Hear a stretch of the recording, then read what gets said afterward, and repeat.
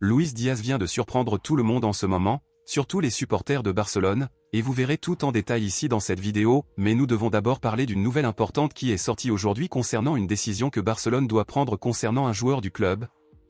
Donc je vais vous dire de quoi il s'agit et à la fin de la vidéo, je veux connaître votre opinion sur le sujet ici dans les commentaires. Eh bien, en raison de l'excès de milieu de terrain de qualité au sein du club à l'heure actuelle, l'un d'entre eux aurait très peu d'opportunités et pourrait être vendu ou prêté lors de la prochaine fenêtre de transfert, et nous parlons de Pablo Torre. Pablo Torre a eu peu d'occasions, eu accent grave la dernière fois qu'il a joué, c'était en janvier lors du match contre Valence que Barcelone a remporté 7-1, et il n'a joué que 12 minutes dans ce match.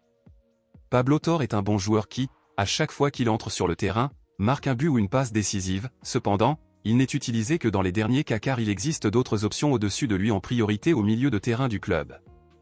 Avec cela, à votre avis, pensez-vous que Barcelone devrait prêter, vendre ou garder Pablo Torre au club? Laissez votre avis ici dans les commentaires. Passons maintenant à l'actualité principale, bombe exclusive de dernière minute. Ce n'est une nouveauté pour personne que Barcelone analyse la possibilité de recruter un attaquant de gauche lors de la prochaine fenêtre de transfert, où des noms comme Nico Williams, Rafael Leao et Luis Diaz sont des options pour cela, par exemple.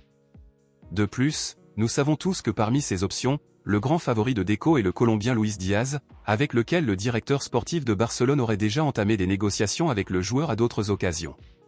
Maintenant, étant donné les possibilités de signature de Luis Diaz, le joueur aurait été vu à Barcelone aujourd'hui, et nous ne savons pas s'il est en ville juste pour s'amuser car il aura quelques jours de congé après la pause de la FIFA puisque Liverpool ne joue que la semaine prochaine ou s'il est en ville pour une éventuelle réunion avec le conseil d'administration de Barcelone. Beaucoup ne soutiennent pas la signature de Luis Diaz ou de tout autre attaquant de gauche car ils estiment que cette signature n'est plus nécessaire au club étant donné que l'attaque de Barcelone est déjà bien formée, alors ce serait simplement une dépense inutile. Dans ce contexte, à votre avis, êtes-vous pour ou contre l'éventuelle signature de Luis Diaz lors du prochain mercato? Honnêtement, pensez-vous que cette embauche est nécessaire ou inutile? Dites-le moi ici et je lirai votre commentaire, je vous verrai dans la prochaine vidéo.